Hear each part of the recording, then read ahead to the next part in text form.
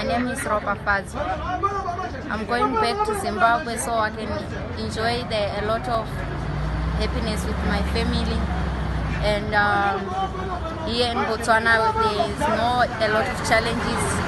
As we go to the prices of the buses, it's just like the same.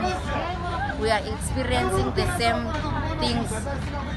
All of us, we have to know that it's now holiday, so there's no need to complain that the prices are high or they're lower.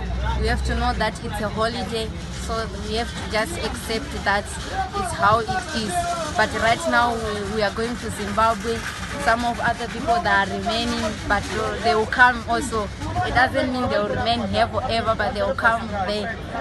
We are going to enjoy to spend time with our families. We are going to spend a lot of time with our family, enjoying ourselves, eating delicious food, a lot of things. We are